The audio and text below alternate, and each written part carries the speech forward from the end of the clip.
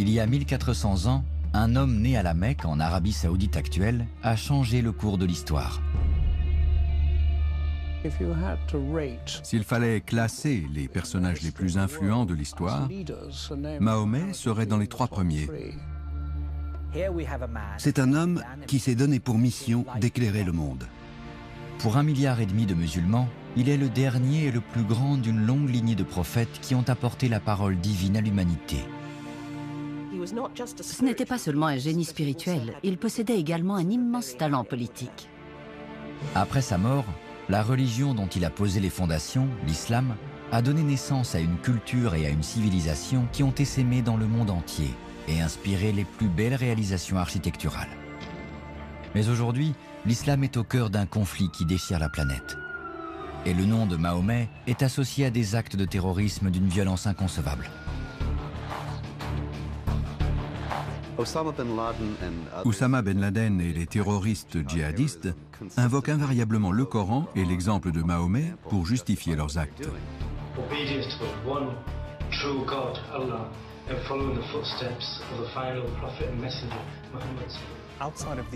On ne sait presque rien de Mahomet en dehors du monde islamique, alors que pour les musulmans, il est le modèle absolu.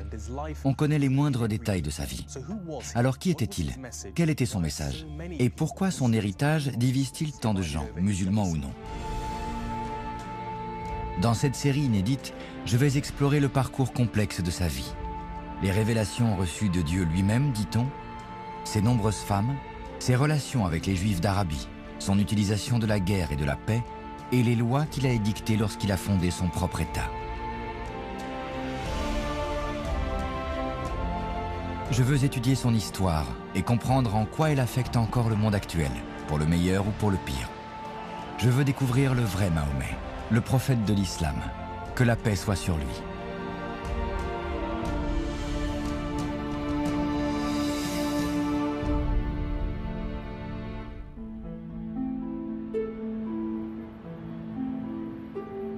Mahomet est né à la Mecque en l'an 570, au sein de la tribu régnante, les Kouraïchites. Selon la tradition musulmane, il a 40 ans lorsqu'il reçoit une fulgurante révélation divine, la première d'une longue série qui va former le Coran, le texte sacré de l'islam.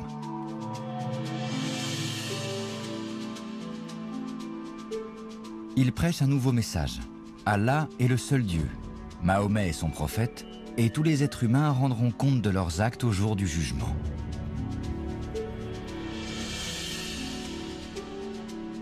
Peu à peu, il rassemble un petit groupe de fidèles composé de sa famille, d'amis et de déclassés de la société mécoise. Mais son message n'est pas toujours bien reçu. Dès le début de sa mission, Mahomet entre en conflit avec les dirigeants mécois, sa propre tribu, les Kouraïchites, qui le considèrent comme un danger pour leur mainmise sur la ville. À la naissance du prophète, la Kaaba est depuis longtemps un sanctuaire qui attire les pèlerins à la Mecque, centre des cultes païens pour les populations d'Arabie.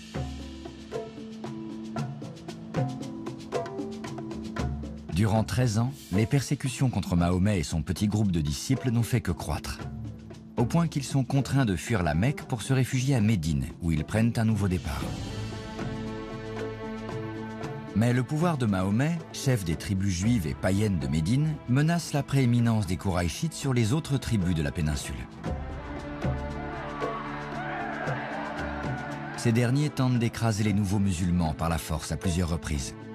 D'après les textes, lors de la dernière bataille, l'une des tribus juives de Médine serait passée à l'ennemi. En représailles, tous les hommes accusés de trahison sont massacrés.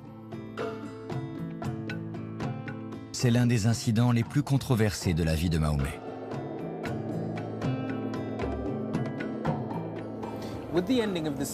La levée du siège de Médine marque la victoire de Mahomet sur la plus grande armée arabe jamais assemblée contre lui. Une fois de plus, il a humilié ses adversaires kouraïchites. Il a évincé toute opposition locale et mieux, il a assuré la survie de la communauté musulmane, ici, à Médine. À présent, il est sans conteste l'homme le plus puissant d'Arabie. Les révélations qu'il reçoit durant toute sa vie vont former le livre saint de l'islam, le Coran. Ces expériences le terrifient et l'épuisent à chaque fois. Bien souvent, il a du mal à en deviner le sens. Certaines lui sont envoyées sous forme de mots, d'autres de visions qui exigent une concentration intense pour comprendre leur signification.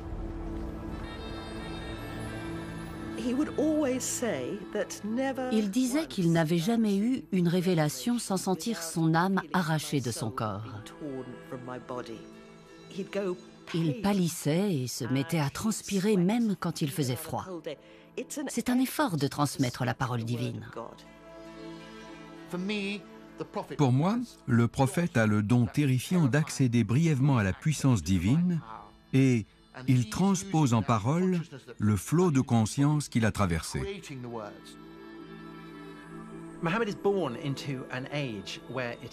Mahomet est né à une époque où l'on admet que le voile qui obscurcit la dimension céleste, angélique, peut être levé par certains élus particulièrement visionnaires. Les prophètes chrétiens, juifs et zoroastriens considèrent cela comme normal. Et c'est pour cela que les gens croient Mahomet quand il affirme que Dieu lui envoie des révélations. C'est pour cela qu'ils peuvent l'accepter.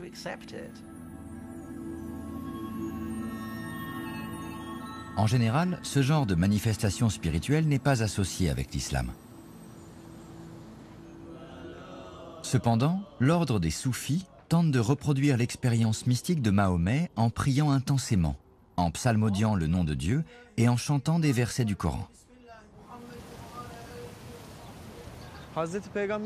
Lorsque Mahomet priait, lorsqu'il servait d'intermédiaire et communiquait avec Dieu, il recevait les instructions divines, puis il agissait. Nous, les soufis, avec l'islam, nous essayons également de nous rapprocher de Dieu. En pratiquant nos rituels, nous tentons de ne faire qu'un avec lui. Le prophète Mahomet nous a montré l'exemple. Nous devons le prendre pour modèle dans tout ce qu'il faisait, quand il priait ou dans sa vie quotidienne.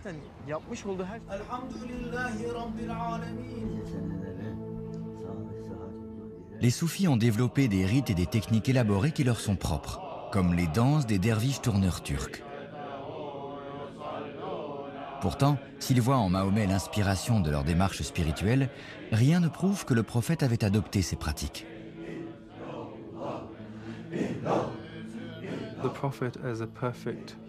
Les traditions théologiques et soufis de l'islam considèrent Mahomet comme l'être humain parfait. Sa perfection réside dans le fait qu'on ne peut connaître Dieu qu'à travers lui. La cérémonie est rythmée par le zikr, la récitation chantée du nom de Dieu. Ainsi, les fidèles se rapprochent de lui.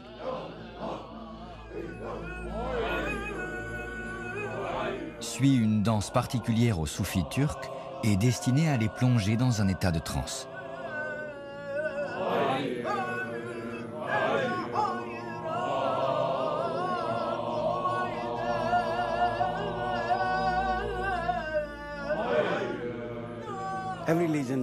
Chaque religion possède tout un éventail de pratiques spirituelles. L'islam ne fait pas exception. Le soufisme n'est qu'un des représentants de ces courants. Bien sûr, le prophète priait, il méditait et il réfléchissait. Mais il disait aussi « priez, mais attachez votre chameau », ce qui signifie que la prière ne suffit pas. Il faut également faire le bien, créer une société meilleure. Quiconque suit la tradition spirituelle du bien, et on insiste fortement sur cette notion du bien, suit la voie tracée par Mahomet. Mais les expériences spirituelles de Mahomet sont fermement ancrées dans les nécessités pratiques du quotidien. Il ne vit pas à l'écart du monde, au contraire. Il œuvre constamment à réformer la société arabe. Au lieu d'attendre le paradis à la fin des temps, il tente de créer la société idéale durant sa vie.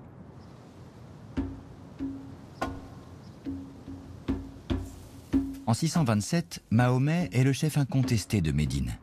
Mais de la vie générale, il a conservé des habitudes et un mode de vie très modeste. Il habite toujours près de sa petite mosquée qui sert à la fois de lieu de culte et de siège de gouvernement. Chacun est libre de venir lui parler, juifs, chrétiens, païens et même esclaves. D'après les récits, c'était à l'évidence un personnage très charismatique.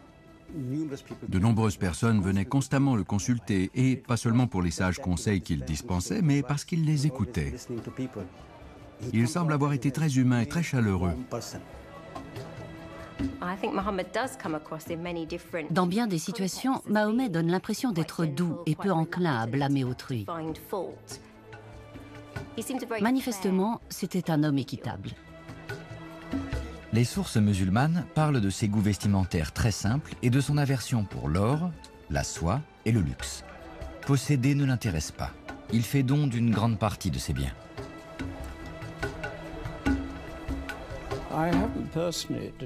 Personnellement, je n'ai jamais rien trouvé qui indique que Mahomet était motivé par le pouvoir. Il a toujours été intègre et n'a jamais toléré la corruption ou les manœuvres financières. C'est un homme qui se distinguait par l'exemplarité de sa conduite et qui a été capable de conjuguer sa rectitude morale avec les exigences de la direction d'un mouvement en plein essor. Mahomet reçoit des révélations toute sa vie, mais entre la Mecque et Médine, leur contenu change considérablement. Alors qu'à la Mecque, elles traitaient principalement des fondements de la foi et de la spiritualité, ici, à Médine, elles abordent des sujets beaucoup plus pratiques. Elles fournissent le mode d'emploi de la vie quotidienne des musulmans, à la fois social et politique. Un mode d'emploi que de nombreux musulmans tentent de suivre de nos jours. À la Mecque, c'était un prédicateur religieux qui parlait beaucoup de la fin du monde, de moralité, de justice et de ce genre de choses. Mais une fois installé à Médine, il devient le chef politique d'une communauté et par conséquent, il doit s'impliquer beaucoup plus dans la gestion des affaires courantes, dans les relations humaines, dans le partage des héritages et même dans la manière dont les gens se saluent. Parfois très précises, tous les musulmans doivent payer un impôt pour venir en aide aux pauvres et aux malades. Les révélations peuvent aussi fournir des indications générales sur la manière de traiter autrui pour promouvoir la justice et la dignité humaine. Mahomet s'appuie sur ces principes pour gouverner Médine. Avec le temps, un code moral basé sur des notions de justice sociale lui est révélé. Dans le Coran, on l'appelle la charia, ou chemin pour connaître Dieu. Ce concept est révélé sous une forme ou une autre dans 3 versets. Ce que le prophète et ses compagnons ont compris, c'est que ce qu'ils s'efforçaient d'instituer, c'était le chemin qui mène à Dieu. C'est pourquoi la définition du mot pose problème. Les oulémas, qui sont venus plus tard, l'ont défini comme la loi de Dieu. Mais c'étaient des juristes, et pour eux, la charia se limitait à un recueil de lois, alors que Mahomet prônait la fraternité, la justice, l'égalité, la liberté. C'est ça la charia. La charia telle qu'on la connaît actuellement, la loi sacrée de l'islam, n'a rien à voir. Elle ne prend corps que 2 siècles après la mort de Mahomet. À l'époque, l'administration de l'Empire islamique en plein essor nécessite un code juridique. Ces rédacteurs y mêlent des enseignements coraniques et des exemples de la vie de Mahomet. De nombreux musulmans considèrent aujourd'hui cette version de la charia comme l'inaltérable loi divine. Les grands principes de la loi islamique sont exposés dans le Coran. On y trouve des règles détaillées en rapport avec des questions précises, comme l'héritage. Mais la charia est un édifice humain bâti au fil du temps. C'est la réflexion d'hommes qui tentent de comprendre et d'instaurer la volonté divine. La charia présente des vues divergentes, des règles contradictoires. Ce n'est donc certainement pas un code transmis directement par Dieu. Elle est beaucoup plus souple, plus fluctuante, plus adaptable aux circonstances. À Médine, Mahomet apporte des changements radicaux aux coutumes tribales du passé. Il abolit la pratique meurtrière de la vendetta. Les femmes acquièrent une part d'héritage et des droits à la propriété. Mais le Coran prescrit également des châtiments traditionnels, comme l'amputation de membres pour les voleurs, bien que rien ne prouve que Mahomet l'ait appliqué. Nombre de ces sanctions font encore partie de la charia de nos jours.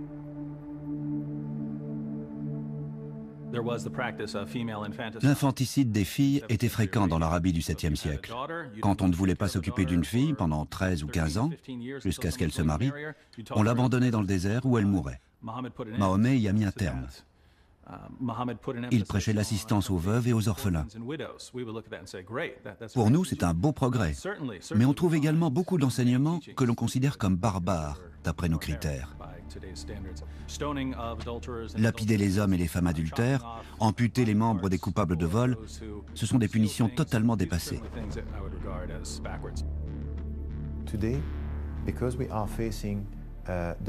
Aujourd'hui, parce que nous sommes face à l'Occident et parce que nous avons une compréhension limitée, nous avons décidé d'appliquer la charia au sens strict en ce qui concerne le mariage et les châtiments.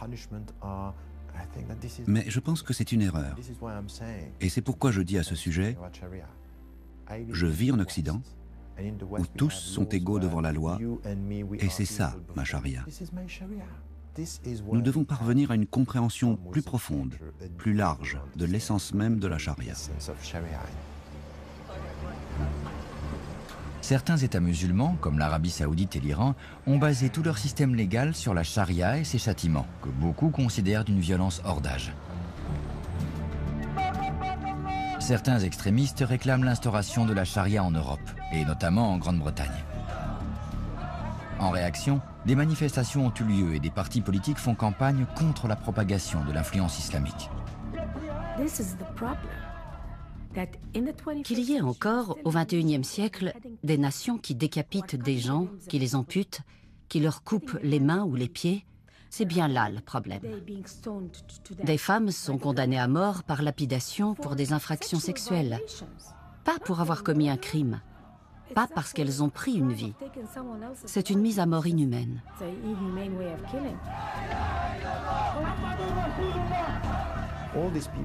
À ceux qui pratiquent la lapidation et qui appliquent ces châtiments en se réclamant de la charia, je réponds non, ce n'est pas la charia. C'est une façon d'instrumentaliser la religion à votre profit. Comment avez-vous été élu? Avez-vous été élu? Est-ce que vous représentez le peuple? Commençons par la première question, parce que vous n'avez aucune légitimité. Vous n'avez pas le droit d'appliquer cette loi au nom de l'islam si vous n'avez pas de légitimité. Or, la plupart de ces gens n'ont pas été élus. Le peuple ne les a pas choisis, donc leur statut est important. Puis vient une deuxième question. Et la justice sociale, l'égalité des droits, l'éducation? Allez-vous punir les gens sans les éduquer? C'est ça l'islam? Non, l'islam, ça commence par l'éducation. Quant au châtiment, c'est une autre histoire. Ne les mettez pas en premier, faites passer la dignité et les droits en priorité. Parce que les châtiments, c'est votre manière d'instrumentaliser la religion pour vous donner la légitimité que vous n'avez pas.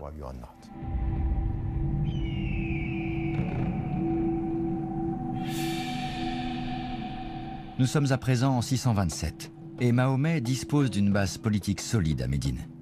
Il a déjoué tous les efforts des Koraïchites pour l'éliminer, mais ces derniers sont encore puissants et tiennent fermement la Mecque. S'il veut transmettre son message à toute l'Arabie, le prophète doit trouver une solution pour sortir de l'impasse. S'il tire une leçon des batailles qu'il a livrées, c'est qu'il est très difficile de battre les Mécois par les armes. Il doit saper leur puissance politique et pour cela, conclure des alliances avec d'autres tribus dans toute la péninsule. Et le mariage représente un moyen idéal d'y parvenir. On a souvent reproché à Mahomet ses mariages polygames. Mais il n'y a là rien d'inhabituel pour l'Arabie du 7e siècle. Et ce n'est qu'après la mort de sa première femme qu'il prend plusieurs épouses à la fois. Selon les sources, leur nombre varie entre 9, 11 et 13. Certaines sont des veuves, d'autres des captives de guerre qui obtiennent leur liberté en l'épousant. Parmi elles, il y a même une esclave copte, offerte par le gouverneur byzantin d'Égypte. Toutefois, son mariage le plus contesté est celui qui l'unit à la fille de son meilleur ami, la petite Aïcha.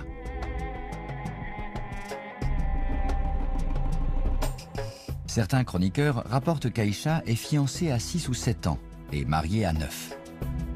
D'autres la disent plus âgée, entre 16 et 17 ans. Ce manque de clarté a conduit de nombreuses personnes à critiquer sévèrement Mahomet.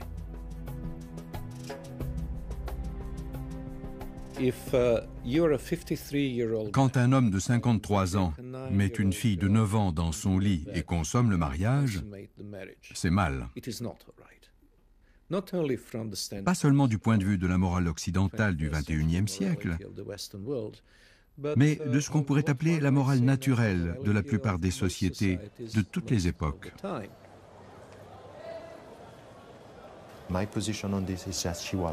Je pense qu'elle était plus âgée, qu'elle avait entre 16 et 18 ans, pas entre 6 et 9. C'est l'interprétation des érudits du siècle passé, et nous la reprenons. Mais ce n'est pas la vérité. Ce n'est pas dans le Coran, mais dans les hadiths. Alors il faudrait vérifier. Mais je dirais que la question de l'âge est problématique. Après la mort de Mahomet, Aïcha va devenir une force politique à part entière.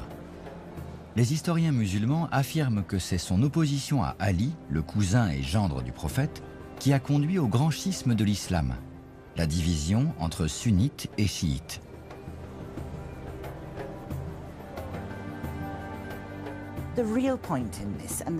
La véritable question, celle que l'on perd de vue dans cette discussion, c'est qui était Aïcha et ce qu'elle est devenue.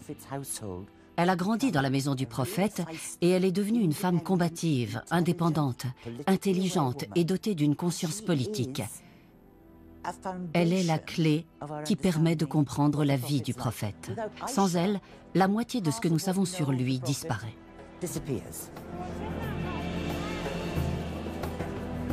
Mahomet reçoit une nouvelle série de révélations qui définissent le mariage islamique et qui fournissent du même coup de nouvelles munitions à ses détracteurs. En effet, si le prophète est autorisé à garder toutes ses femmes, les musulmans ne pourront désormais en épouser que 4 au maximum, dans la mesure où ils pourront subvenir à leurs besoins et les traiter équitablement. Il faut comprendre le prophète Mahomet dans le contexte de son époque. La polygamie illimitée est pratiquée dans toute l'Arabie païenne, c'est la coutume. L'islam arrive et limite cette polygamie. Elle la restreint à 4 femmes pour les musulmans. Le prophète qui a 9 épouses n'a pas le droit d'en prendre d'autres, lui non plus. Mais il lui est permis de garder celles qu'il a déjà. La raison en est simple. Il doit forger des alliances tribales. C'est vital. Le prophète n'est pas seulement un prophète, c'est un chef politique. Et ces alliances sont d'une importance cruciale. Imaginer le prophète savourant les plaisirs défendus d'un Éden terrestre serait une grave erreur. Ce sont des mariages politiques. Il épouse Aïcha pour se lier plus étroitement avec sa parentèle. Il est en train de créer une nouvelle communauté qui n'est pas basée sur la tribu ou la famille. Et la transition s'effectue plus facilement si on crée des liens par le mariage. Les sources musulmanes nous apprennent que certaines de ces unions causent même des problèmes à Mahomet durant sa vie. Lorsqu'il épouse Zaïna, qui a divorcé de son fils adoptif, par exemple. Dans le but de diviser la communauté musulmane, ses ennemis font courir la rumeur que leur relation est incestueuse. Il est évident que des membres de la communauté ont protesté quand il a épousé son ex-belle-fille, Zaïna Benjaj. Les gens étaient choqués, scandalisés qu'il ait fait ça. Une autre crise conjugale éclate lorsqu'Aïcha disparaît au cours d'un voyage. C'est un homme qu'il a connu avant son mariage avec Mahomet qui finit par la retrouver et la ramener à Médine. Là encore, les adversaires du prophète insinuent qu'il s'est passé quelque chose de scandaleux entre eux. Selon la tradition, Mahomet lui-même ne sait pas qui croire. Mais Dieu lui envoie une révélation et il accepte les protestations d'innocence d'Aïcha. À l'époque, en Arabie, l'adultère est puni de mort par lapidation. Cette nouvelle révélation dicte la conduite à tenir à l'avenir en cas d'accusation d'adultère. Et curieusement, elle contredit totalement la vision extrémiste de groupes comme les talibans. La lapidation à mort est empruntée au christianisme et au judaïsme, à l'Ancien Testament. Dans le Coran, les relations sexuelles hors mariage sont punies de 100 coups de fouet sur le dos, et seulement si on peut prouver que 4 personnes ont vu l'acte de pénétration. Ce qui est très difficile. Les femmes de Mahomet vivent dans des pièces attenantes à la cour de la mosquée de Médine. C'est un lieu de passage fréquenté, où il est difficile de trouver l'intimité. Ses ennemis, qui cherchent sans cesse à créer la discorde, pourraient profiter de cette situation propice aux inconvenances. Il faut agir. Un jour, Mahomet a une nouvelle révélation qui ordonne à ses épouses de se couvrir pour préserver leur pudeur. Ce geste de se voiler a eu un impact profond sur les musulmanes et sur la manière dont le monde occidental perçoit l'attitude de l'islam envers les femmes en général.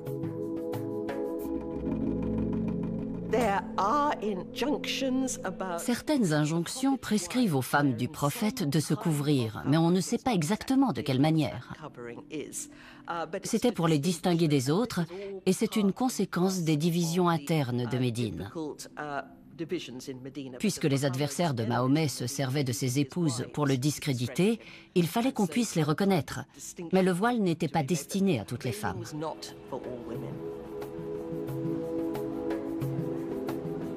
Aujourd'hui, les critiques considèrent le voile comme le symbole de l'oppression et de l'intolérance de l'islam envers les femmes. Pourtant, son usage généralisé n'est entré dans la tradition que plus de 100 ans après la mort de Mahomet. La religion prescrit la pudeur aux hommes comme aux femmes, mais la façon dont on obéit à cette prescription est sujette à discussion. Je n'ai pas l'impression de me renier en tant que musulmane si je ne porte pas le hijab. Et mon choix de ne pas le porter ne signifie pas que je ne suis pas une bonne musulmane. On ne juge pas la profondeur de la foi et des croyances de quelqu'un sur ce qu'il porte.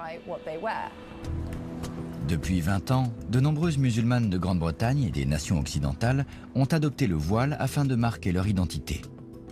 Certaines se couvrent uniquement les cheveux, d'autres le visage entier. Dans plusieurs pays européens, le port du voile a suscité de violentes controverses, et certains l'interdisent. La journaliste Fatima Barkatoula écrit sur la femme islamique. Fatima, vous portez le voile intégral parce que votre famille vous y contraint ou de votre plein gré? De mon plein gré à 100%. Il s'agit d'un voyage spirituel et de ma volonté d'être la meilleure possible aux yeux de Dieu. Quand je me prépare à sortir le matin, je couvre ce que je porte d'habitude. Ça peut être un jean ou n'importe quoi avec ce genre de vêtements. Une toge. Oui, un vêtement de dessus, ça s'appelle une abaya ou un djilbab. Ensuite, je mets ce foulard, le rimar, puis ce petit voile sur le visage. C'est mon image publique, si vous voulez. Mais pourquoi avez-vous choisi de dissimuler complètement votre visage au lieu de porter simplement le foulard? Beaucoup de musulmanes le font. Je crois qu'il y a une plus grande vertu à être encore plus pudique. Alors je le fais pour plaire à Dieu. Est-ce que c'est une prescription du Coran? Oui, c'est écrit dans le Coran. Un verset de la sourate Al-Ahzab dit clairement « Ô prophète, dis à tes épouses, à tes filles et aux femmes des croyants, c'est-à-dire aux musulmanes, qu'elles doivent porter un vêtement de dessus quand elles sortent de chez elles. » Le terme arabe est « jalabib », qui en a fait 2 interprétations orthodoxes. C'est bien là le problème. Le Coran ne dit nulle part que les musulmanes sont obligés de porter un voile. C'est une interprétation. En ce qui concerne le visage, les avis divergent. Le seul verset qui traite du voile dit « Couvrez votre nudité », pas « Enveloppez-vous dans un sac noir ». Les femmes ont extrapolé et les hommes ont introduit des pratiques d'autres sociétés dans leur interprétation de la religion. Et la politique identitaire n'y est pas étrangère. Je dis que les femmes doivent choisir librement. Il n'y a ni contrainte ni exigence de se voiler.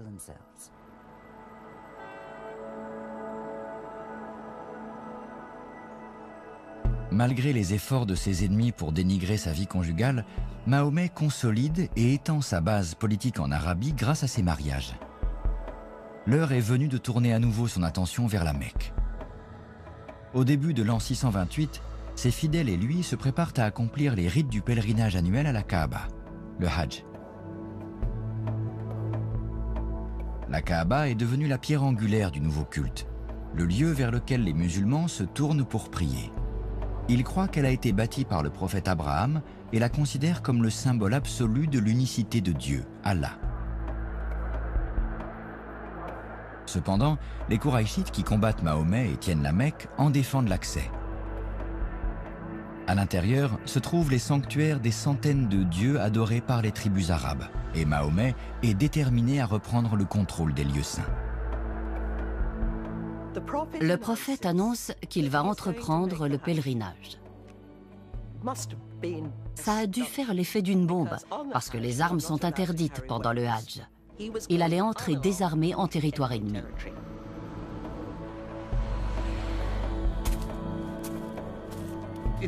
On sent là toute la magie de l'homme qu'est Mahomet. Après avoir fait la guerre, il va simplement prier Dieu.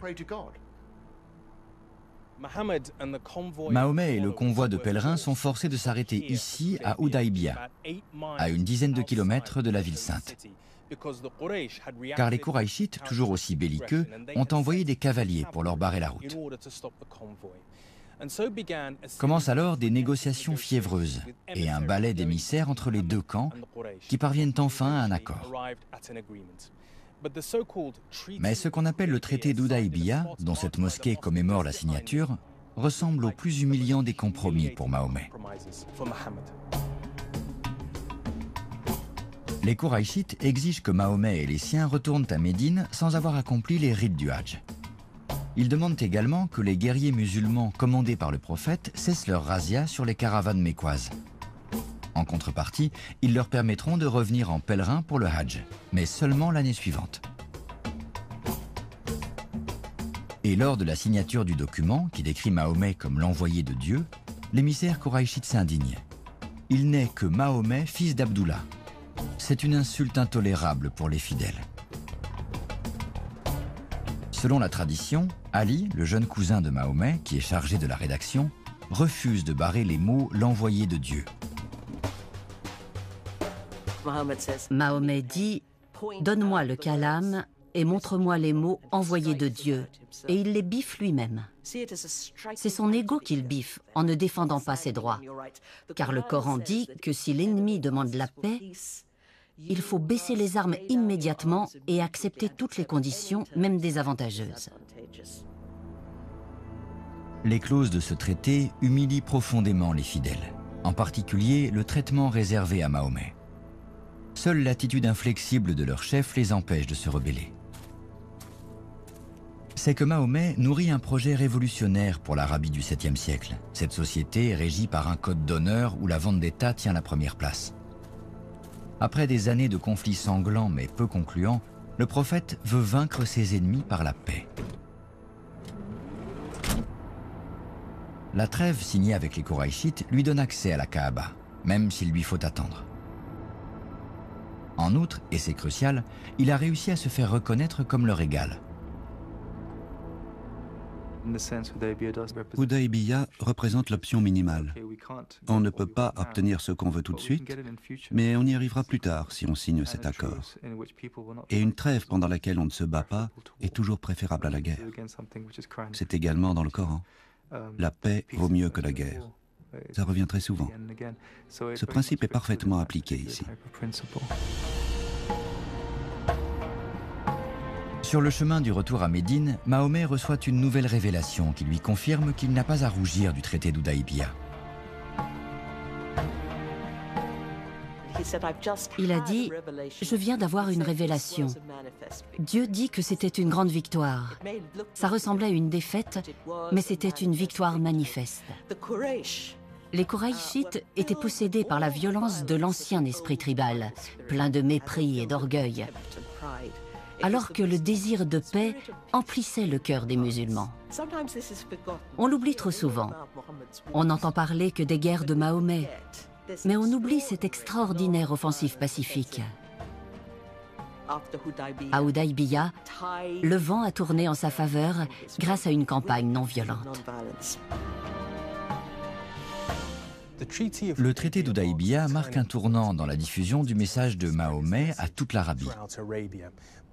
Il prouve également que le prophète est prêt à endurer les pires humiliations de la part de ses ennemis pour sceller la paix. Pourtant, l'opinion publique actuelle le voit généralement comme un ennemi de la paix, et l'islam comme la religion du djihad, souvent traduit par guerre sainte. Ceux qu'on appelle des djihadistes, un terme jamais utilisé à l'époque de Mahomet, ont perpétré des attentats meurtriers dans le monde entier. Ces groupes invoquent pourtant le Coran et le prophète comme inspiration et justification de leurs crimes.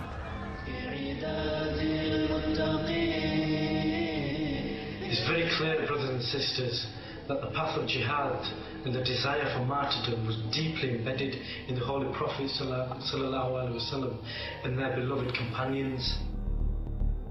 La plupart de ces terroristes citent un verset du Coran, le verset de l'épée, pour justifier leurs actes. Ce verset existe. Personne ne peut nier que le Coran comporte des versets qui traitent essentiellement de guerre et de violence. Mais le Coran est un livre sacré, relatant des faits historiques. Et ces versets ont été révélés à une époque bien précise, quand les musulmans résistaient à l'oppresseur et luttaient pour survivre. Il faut donc remettre les choses dans leur contexte. Les courants majoritaires chiites et sunnites interdisent d'utiliser ces versets uniquement pour faire l'apologie de la guerre et tuer des innocents. C'est mal. L'interprétation des versets individuels du Coran est au cœur de la controverse. Mais la plupart des spécialistes s'accordent aujourd'hui sur le fait que djihad ne signifie pas guerre sainte. Son véritable sens est totalement différent. Le concept du djihad sort du Coran, des révélations du prophète. Il y a environ 35 occurrences du mot djihad et le terme est souvent employé dans le sens de lutter. Lutter peut vouloir dire beaucoup de choses. On peut lutter contre sa propre bassesse. On peut lutter pour vaincre le mal et faire le bien. On peut lutter dans le sens de combattre. Mais djihad n'est jamais utilisé pour combat. La terminologie est différente. Dans toutes les batailles qu'a livrées Mahomet, les règles de l'engagement étaient clairement définies par les usages en vigueur de son temps. Mais les sources ne rapportent aucune attaque délibérée contre des populations civiles.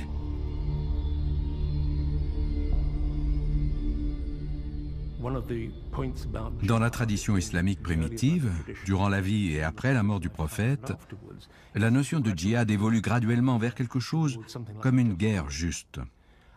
La guerre juste contraint l'armée à ne pas attaquer ou massacrer les civils, à ne pas tuer les femmes et les enfants, à ne pas tuer les prêtres des autres religions non plus, et ainsi de suite.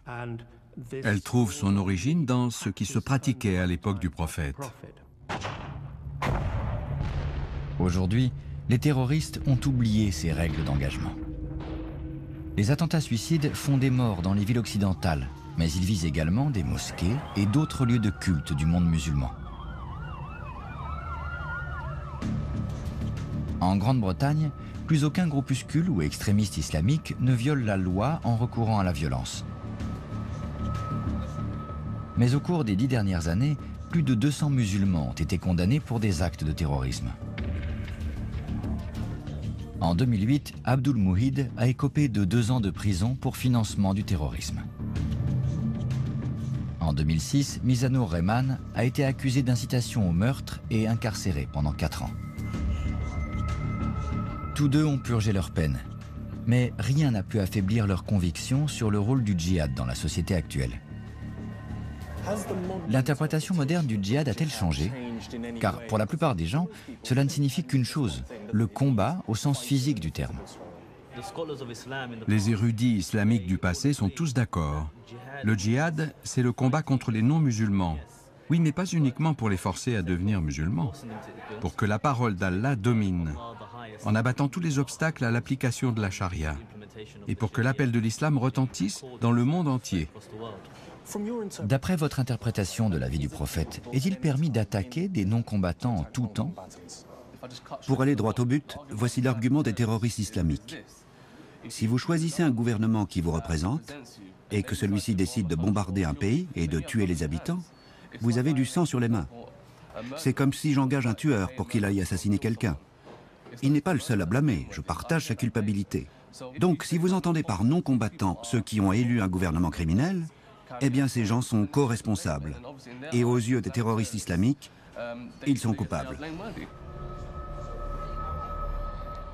Ce genre de théorie fait horreur aux musulmans comme aux non-musulmans, et Mahomet ne l'aurait jamais accepté.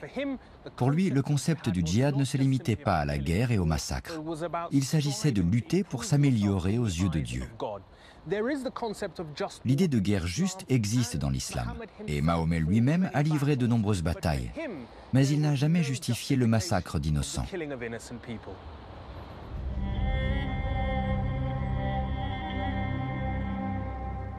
Le djihad pacifique de Mahomet va bientôt se concrétiser.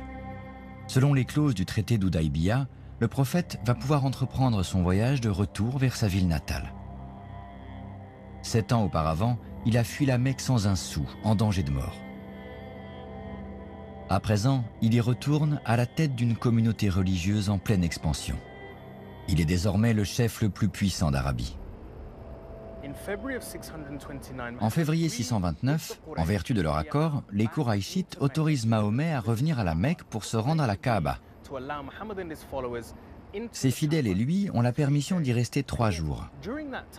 Et ce court laps de temps marque un changement dans la manière dont les Mécois les perçoivent. En les voyant entrer dans la Kaaba, les habitants se rendent compte de la décence de leur comportement et de leur sincérité. C'est très important, car il devient évident que, lentement mais sûrement, l'étau des Kouraïchites sur la Mecque commence à se desserrer. Un an plus tard, les Kouraïchites rompent la trêve en attaquant un des alliés de Mahomet. Une erreur fatale. En ce mois de janvier 630, le prophète rassemble une formidable armée de 10 000 hommes et marche sur la Mecque. Les Kouraïchites, incapables de résister, s'attendent à ce que Mahomet envahisse la ville et exerce des représailles sanglantes pour se payer des années de persécution et de guerre. Ils ont perdu le contrôle de l'antique cité.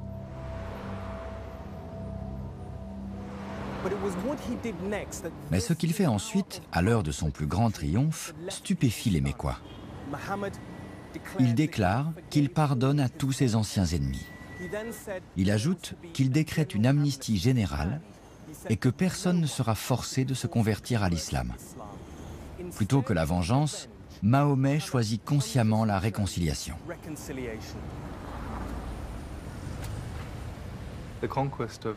La conquête de la Mecque est essentielle parce que Mahomet accorde l'amnistie générale et donne le choix aux habitants.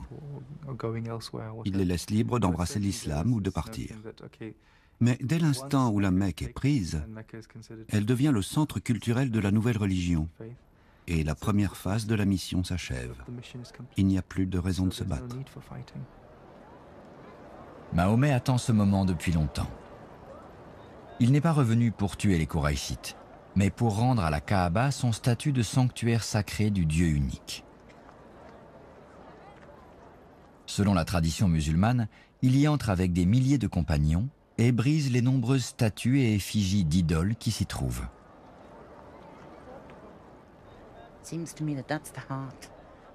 Il me semble que ce moment symbolise le sens profond de la vie du prophète.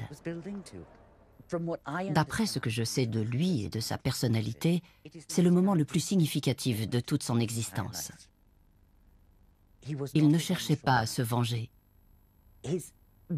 Son message ne parlait pas de vengeance, mais de la construction d'un processus réformateur et régénérateur, de l'édification d'une société dont personne n'est exclu. C'est pourquoi, pour moi, oui, son retour à la Mecque marque le point à partir duquel tout commence. C'est le modèle qui doit nous servir de base.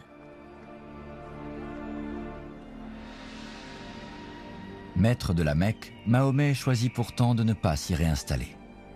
Il préfère retourner à Médine, sa ville adoptive. Et les Kouraïchites vaincus, le reste de l'Arabie ne tarde pas à rejoindre ses rangs. Avec la conquête non violente de la Mecque, le mouvement de Mahomet assoit sa puissance. Mieux encore, le recours à la justice, aux moyens pacifiques et à la réconciliation permet à son message de rencontrer l'adhésion de la population. Les conversions se multiplient. De fait, des tribus entières embrassent l'islam. En 631, Taïf, le dernier bastion païen, tombe. Désormais, Mahomet règne sur toute l'Arabie musulmane.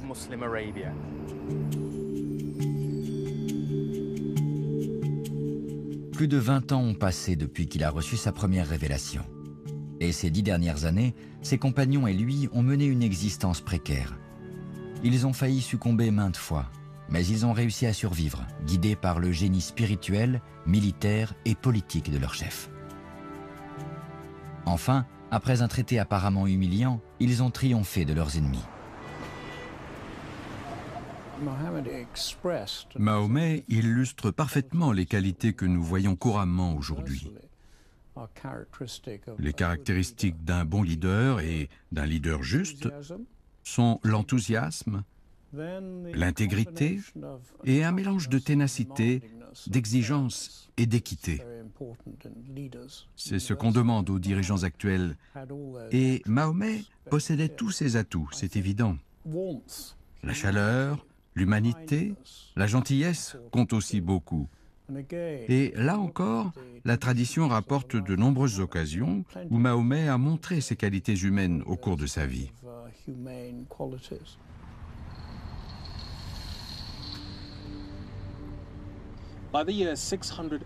En 632, Mahomet a atteint presque tous ses objectifs.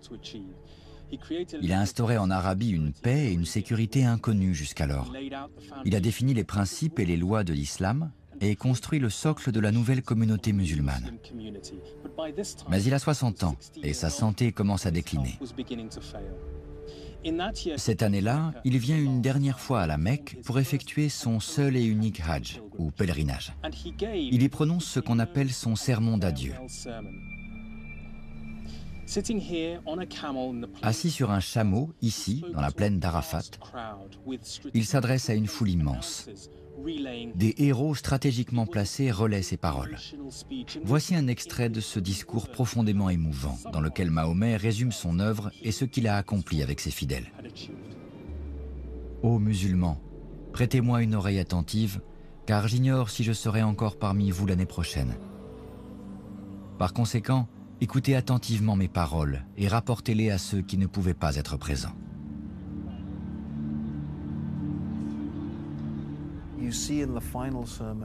Dans ce dernier sermon venu du plus profond de son cœur, il avertit les musulmans.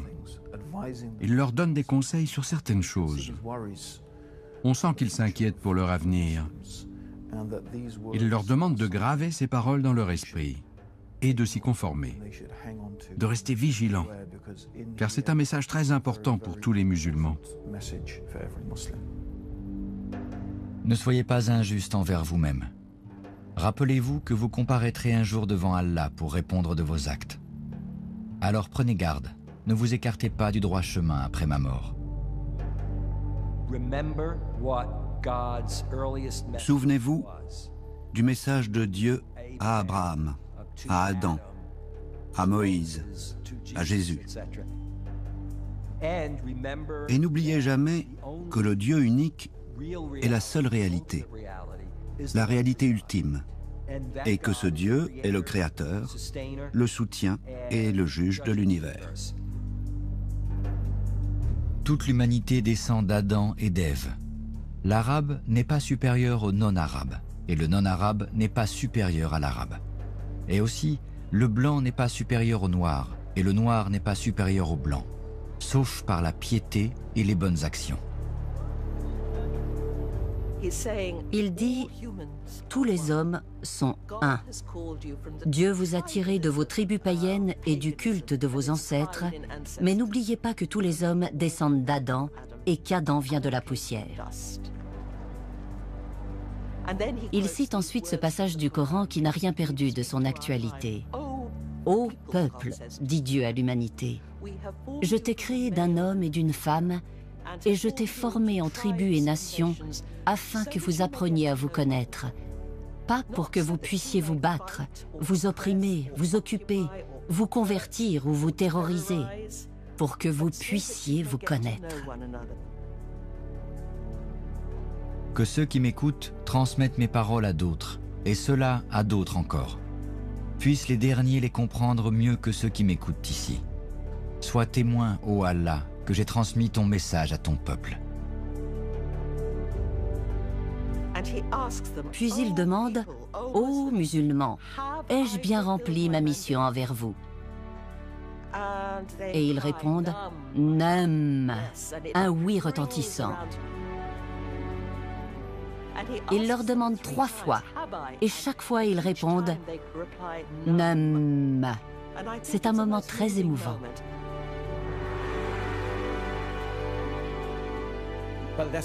C'est le bilan de sa vie et il rappelle tous les principes qu'il a enseignés depuis 23 ans.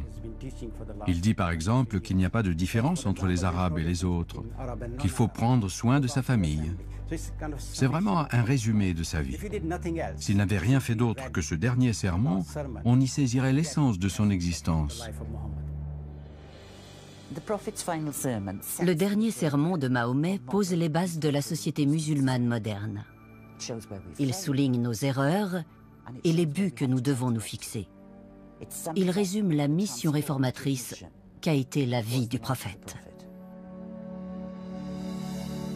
Après son pèlerinage d'adieu, Mahomet, épuisé, retrouve sa petite maison de Médine. Il souffre de migraines et d'étourdissements depuis peu. Il essaye d'assister aux prières publiques dans la mosquée, mais reste de plus en plus souvent alité, soigné par Aïcha. Un jour, il semble mieux se porter, et la nouvelle se répand comme une traînée de poudre dans l'oasis. Mais ce n'est qu'un bref répit. Le 8 juin 632, Mahomet s'éteint dans la maison de sa femme Aïcha. À l'annonce de son décès, les fidèles sont terrassés. Certains refusent d'accepter la réalité et paniquent. Comment le messager de Dieu peut-il être mort? Abou Bakr, son plus proche compagnon, calme leur frayeur. Il leur rappelle que Mahomet n'a jamais prétendu être autre chose qu'un simple mortel, et que seul Dieu doit être vénéré, pas son prophète. Il est enterré ici, près de sa mosquée, le visage tourné vers la Mecque, une coutume qui perdure jusqu'à aujourd'hui.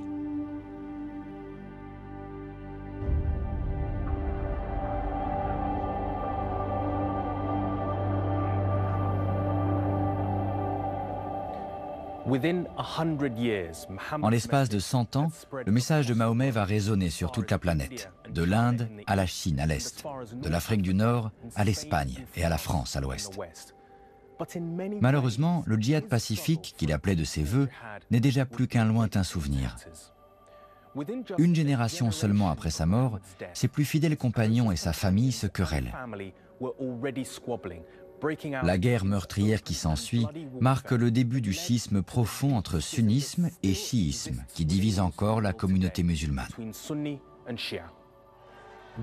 Aujourd'hui, plus que jamais, le message de Mahomet semble ne plus être entendu. De nombreux musulmans se sentent humiliés et impuissants face au raz-de-marée culturel et à la puissance militaire de l'Ouest. De leur côté, la plupart des Occidentaux voient l'islam comme une religion violente et intolérante, celle d'États parmi les plus répressifs de la planète.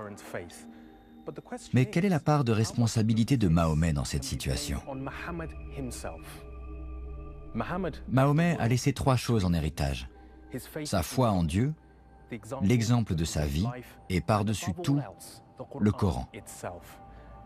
Chacun choisira et soulignera toujours les aspects de sa vie qui appuient le mieux ses arguments et laissera le reste de côté. Mais lorsqu'on étudie sa vie dans son ensemble, on s'aperçoit qu'il a profondément réformé l'Arabie. En butte aux persécutions, il a choisi de souffrir plutôt que de riposter. Bien qu'il ait livré de nombreuses batailles, il a abandonné les armes dès qu'il l'a pu. Sa plus grande victoire, il l'a remportée pacifiquement. Et une fois vainqueur, il a choisi le chemin de la réconciliation plutôt que celui de la vengeance. Enfin, dans son sermon d'adieu, Mahomet nous a enseigné la leçon la plus importante de toutes. Nous sommes tous égaux, arabes et non-arabes, musulmans et non-musulmans. Un message universel, aussi vrai aujourd'hui que dans l'Arabie du 7e siècle. Pour moi, c'est là le véritable héritage légué par Mahomet.